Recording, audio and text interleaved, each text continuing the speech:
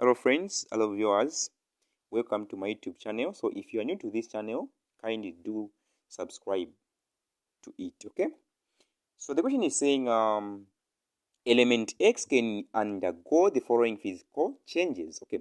Element X can undergo the following physical changes. So now under changes we have chemical changes and also physical changes. So now when a substance is undergoing or when a substance undergoes physical changes, no new substance is formed, okay? When a substance undergoes physical changes or physical change, no new chemical substance is formed. For example, when you melt the ice is, or the ice always is found in a solid what state. The ice is always found in a solid state. Now, when you melt it, you're going to find that water is going to be formed. Now, when you talk about physical change, which means when you solidify the water or the liquid, you can come up with the what? The ice, which means that one is the what? The physical change or physical changes. Now, when it comes to the chemical changes or chemical change, you are going to find that a new chemical substance is formed from the original substance or substances. A new chemical substance is formed from the original substance or substances. For example, when you burn a paper, you're going to find that ashes are going to be formed. When you burn a paper, ashes are going to be formed. Now, you can't return those ashes back into a paper. That one is an example of what? The chemical change. Now, on this chart here, we have the boiling and evaporation. Okay, we have boiling and evaporation. So the first one here, it is the gaseous X followed by liquid X. Then the last one, it is solid X, and also the processes here. Okay. So as for the process or the change of state from solid X into liquid X, this one here, it is called melting. Let's say, for example, if this liquid X is the melting ice, you're going to find that when the ice melts, a liquid is going to be formed, which is water. Okay. Now, let's say, for example, if you have water, which is liquid X, when you freeze it or solidify it, you are going to find that it is going to form, or it is going to be formed, or it is going to form what? A solid. Okay. Yes. Now that process is called the solidification or freezing. So freezing or solidification, it is the change of state of a liquid into a what? A solid. Okay. Yes. Then as for this one here, when this arrow here, okay, which is changing from the liquid into a gas. Okay. So when a liquid changes into a gas, that one is called boiling or evaporation. Okay. That one is called what? Evaporation or boiling. Then when a gas changes into a liquid, that process is called condensation. Okay, that process is called condensation. Now, the last one, which is for when a solid, which is solid X, changes into a gas, directly into a gas without passing through liquid X here, or without passing through the liquid, that process is called sublimation. Okay, even when a gas changes into a solid direct without passing through the liquid, that process is called what? Sublimation. Okay. So an example of sublimation, when you eat the iodine crystals, you're going to find that they are going to form a what? A gas. Okay. They are going to form a what? A gas. Then at the end, you are going to find that solids are going to be formed from gases, or we can say when you eat the iodine crystals, they are going to form a what? A gas. And that gas, you can also return it back to what? Solid, which is solid X. So now, the first question is saying, which is question A, Roman numeral number 1 is saying, give the scientific name. Give the scientific name for each of the numbered physical changes. So I was saying, as for the first one here, the change of state of solid into a liquid, that one is called the melting. So here I'm going to say melting. Then as for 2, so when a gas changes into a liquid, or the change of state of a gas into a liquid, that process is called the condensation. Okay, that process is called what? Condensation. Then as for 3, when a liquid changes into a solid, or the change of state of a liquid into a solid, which is solid X, is called solidification or freezing. Okay, solidification or freezing.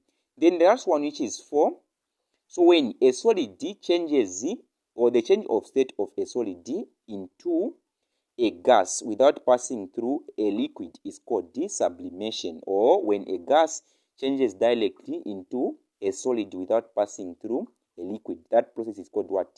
Sublimation.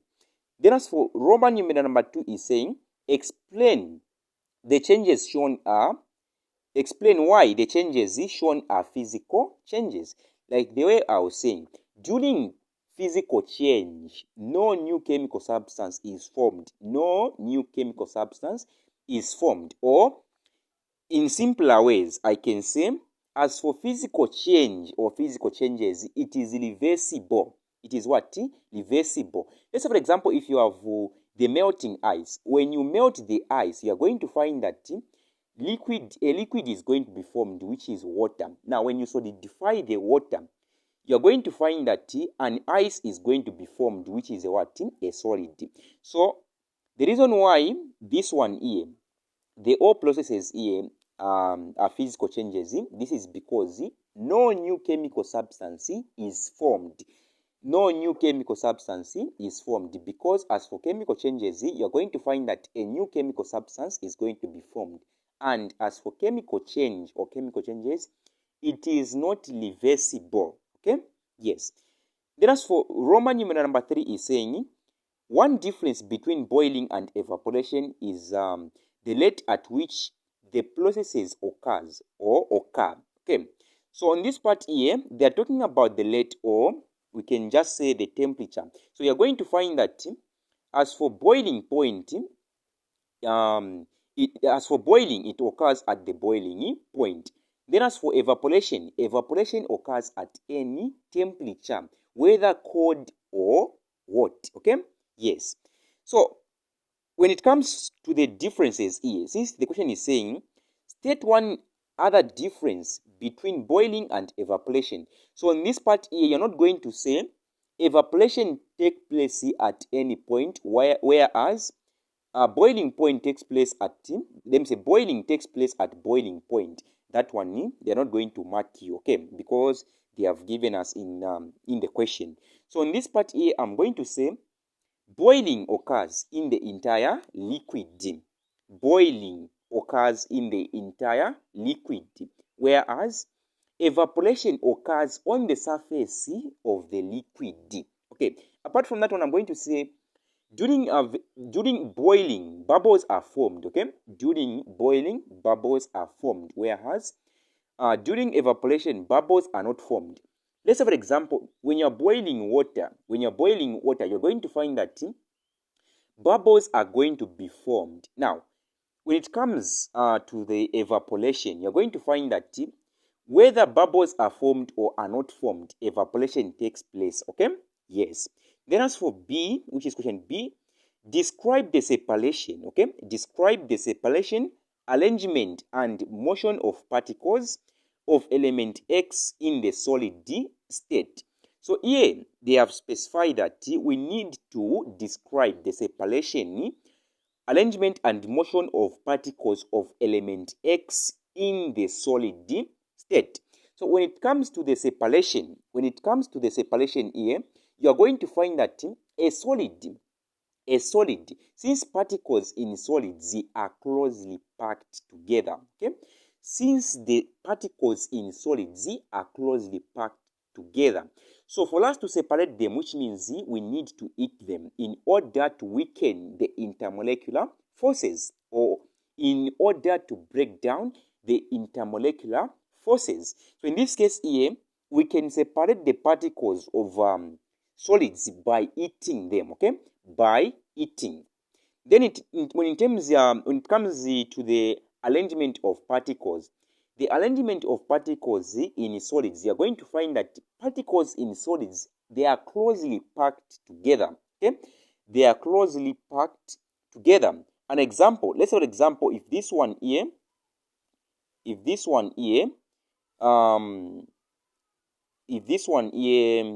contains the particles in solids, you are going to find that the way this one is going to look, it is going to look like this, with the particles inside closely packed together. So in drawing the particles of a solid or of solids, you need to make sure that you're not supposed to leave any spaces, okay? You're not supposed to leave what? Any spaces, okay? So this is how the particles, just roughly a sketch of particles in solids, okay?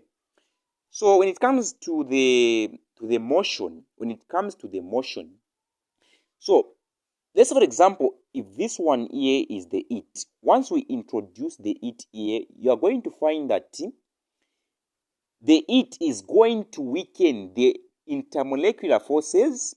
It is going to weaken the intermolecular forces between the particles, or it is going to break the intermolecular forces between the particles. So when it comes to the motion here, you're going to find that particles in solids, they vibrate when heated at the fixed position or at the fixed point. They vibrate when heated at the fixed point or position. Then question C is saying element X is a group 1 metal. It is a what? It is a group 1 metal. It burns in air to form an oxide, which is X2O. Okay, so we know that oxygen supports what? Burning. So element X was reacted with oxygen. And what you need to remember here is that oxygen exists as a diatomic molecule. Oxygen exists as a diatomic molecule like O2, okay? It exists as a diatomic molecule. Okay, so the question is saying write a chemical equation for this reaction. So in this case here, we don't know the actual symbol of element X, which is in group 1.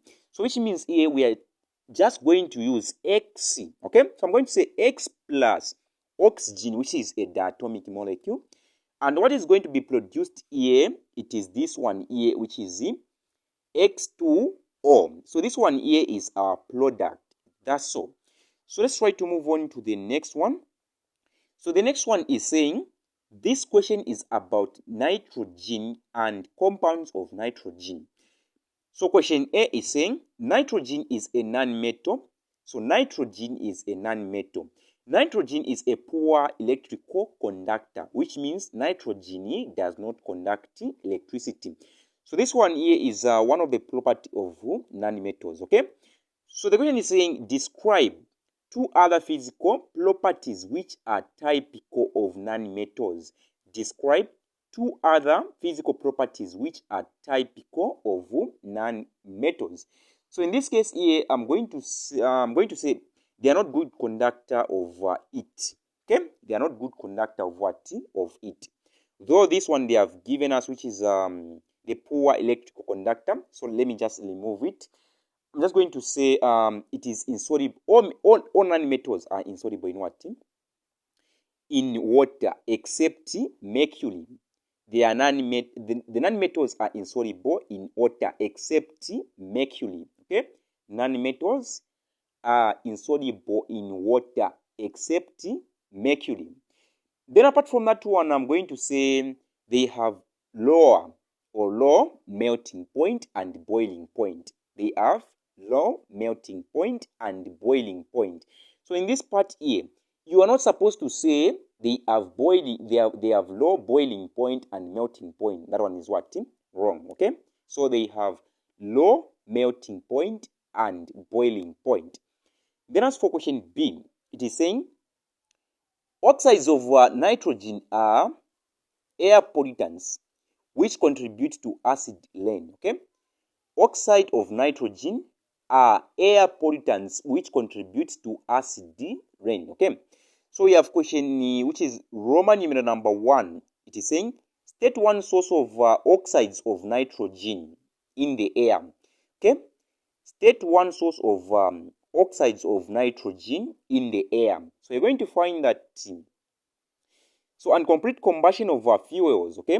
The incomplete combustion of fuels. So you're going to find that the cars, they release what? The oxides of nitrogen, which is nitrogen dioxide. So from car engines, okay? From car engines and complete combustion of fuels, they release what? Nitrogen. So what happens here is like this. When fuels are combusted incomplete, okay? Yes, or an incomplete combustion of fuels at high temperature, you're going to find that oxygen is going to be reacted to the nitrogen in the air, thereby forming the oxides of nitrogen, which is nitrogen dioxide. So from car engines. Then as for Roman numeral number 2 is saying, state one other adverse effect of oxides of nitrogen. Okay, so on this part here, I'm going to say depletion of ozone layer. So they are oxides, so which means they are air pollutants, and they contribute to the change in what? In climate. Okay, they contribute to the change of what? To the change in climate. Apart from that one, I'm saying these oxides of nitrogen, they deplete what? Ozone layer, or depletion of ozone layer and change in climate. Then as for question C, it is saying ammonia. Ammonia is a simple molecule with covalent bonds. Ammonia is a simple molecule with covalent bonds. So as for ammonia, it is NH3, okay? It is NH3. Now, the question which is Roman numeral number 1 is saying describe a covalent bond. So when you talk about the covalent bond, it is just a bond which exists between two or more non-metals. Two or more non-metals. It is the type of bond which exists between two or more non-metals. Then as for Roman numeral number 2 is saying complete figure 8.1 to show the dot and cross diagram. For a molecule of ammonia, show outer shell electrons only. So on this part here, they are saying we are supposed to use a dot and cross diagram for a molecule of ammonia. So which means on this part here, I'm going to choose X to be part of nitrogen, okay? Yes, or X is going to represent the electrons for nitrogen.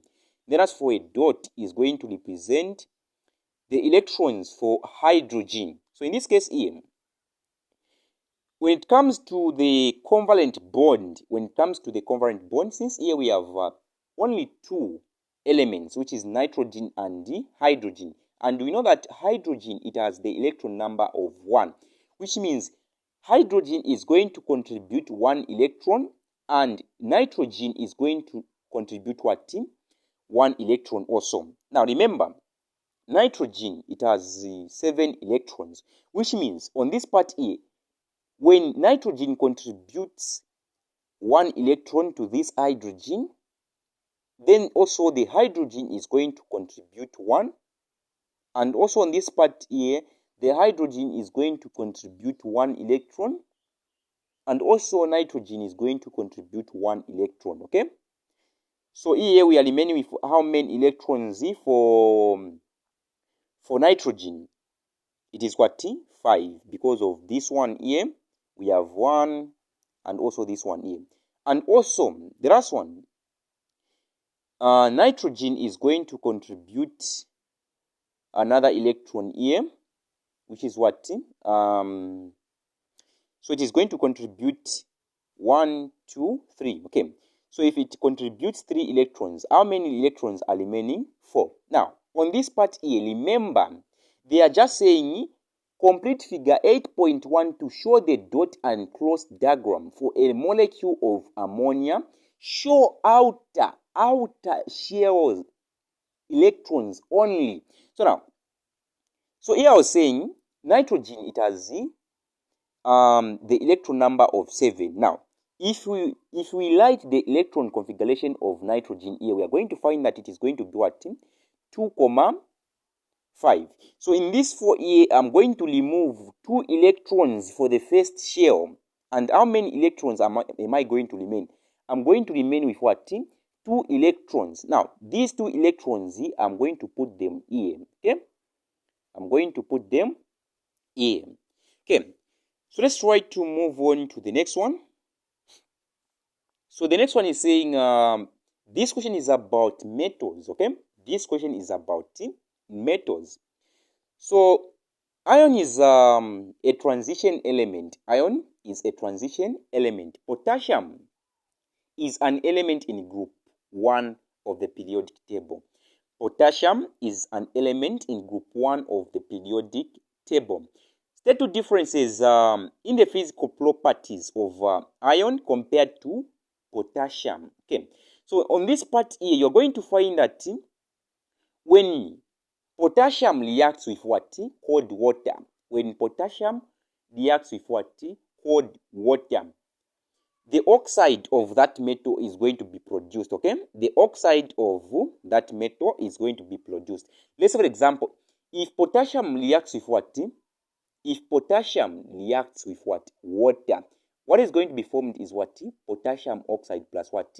Hydrogen. Okay, potassium hydroxide. Let me say yes, potassium oxide plus hydrogen. Now, when iron reacts with water, you're going to find that the hydroxide of that metal is going to be produced. Okay, the hydroxide of that metal or of that element is going to be produced. So in this case here, it is what? Iron hydroxide or iron 2 hydroxide. Okay, then apart from that one, in terms of the physical changes,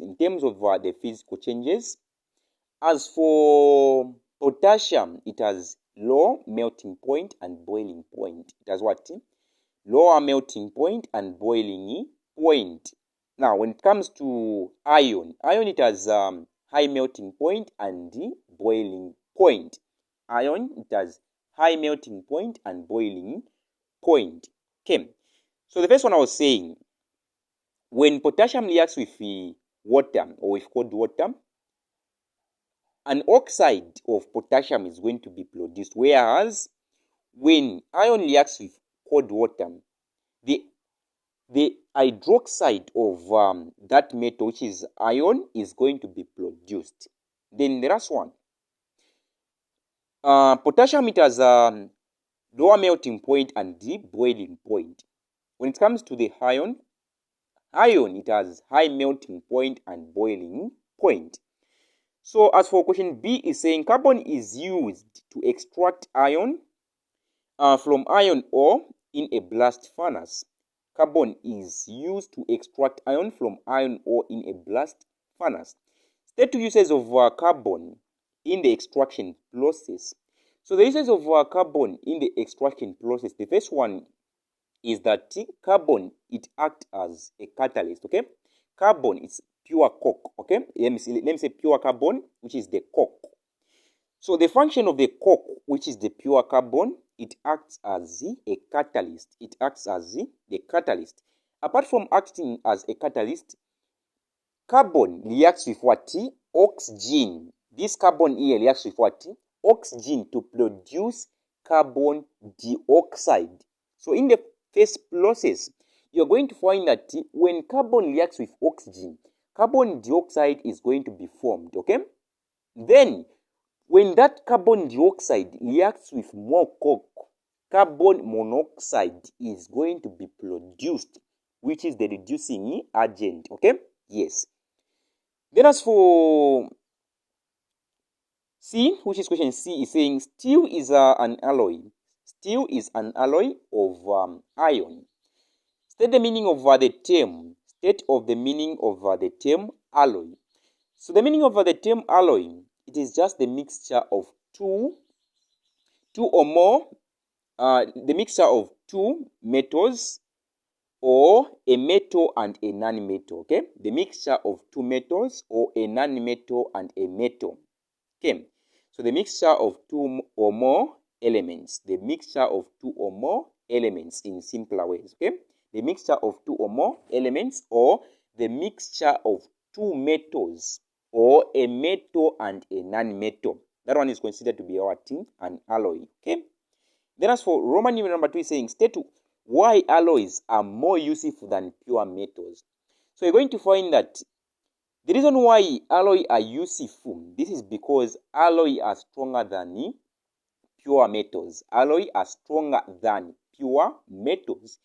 The reason why they use alloys instead of using pure metals, you're going to find that the particles in pure metals, they slide over each other. Now, the particles are in an alloy.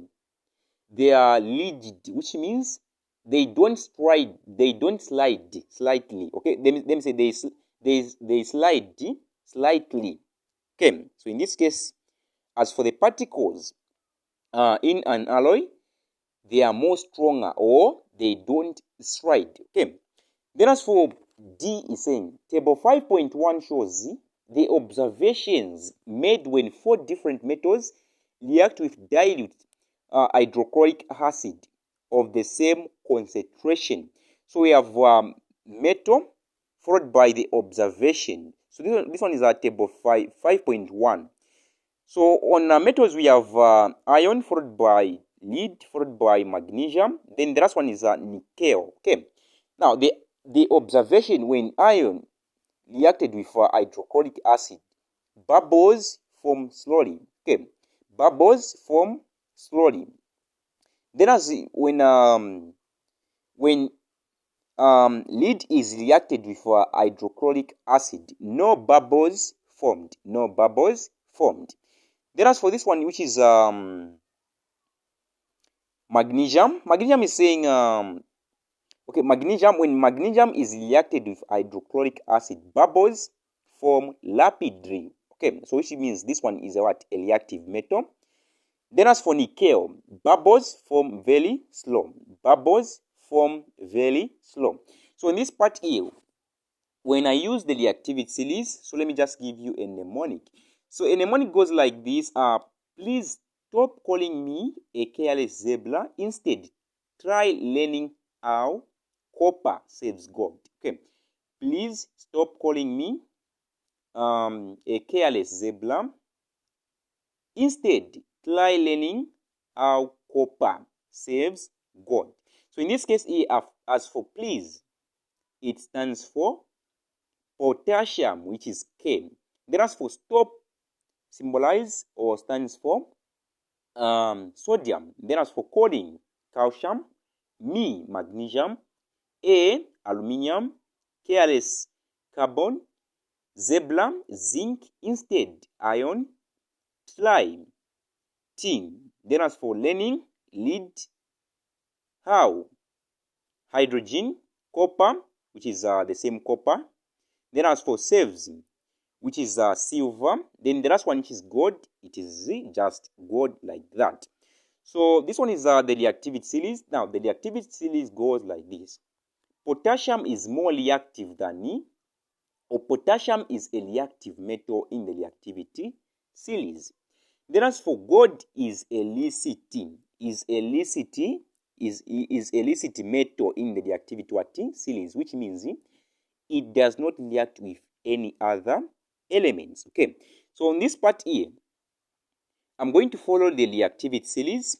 They are saying we need to rearrange. We need to put the 4 elements, let me say, put the 4 metals in order of their reactivity. Okay, put the least reactive metal first. So which means here we are supposed to start with the metal which is least reactive. When they say least reactive, which means the metal which is not reactive. Okay, so in this case here, as you can see here, when a reactive metal is reacted with an acid, bubbles are formed rapidly, which means magnesium is very reactive compared to all the metals that I have in this table here. Okay, yes. So followed by so magnesium is a reactive metal. Now a illicit one here is lead. Since when you talk of lead here, no bubbles are formed. So the first one here is going to be what? Lead. Okay, the first one is what? Lead. Followed by nickel. Since as for nickel here, it is saying bubbles form very slow. So the next one here, it is what? Nickel, which is showing that when nickel is reacted with hydrochloric acid, bubbles form very slow. So the next one is what? Nickel. Followed by iron. As for iron, bubbles form slow. Bubbles form slowly. So which means the third one here is going to be what? Iron. Then the last one here, the last one is going to be what? Magnesium. Bubbles form rapidly. So magnesium, in this case here, it is a what? Most reactive in this table. So that was the last one. Thanks for watching.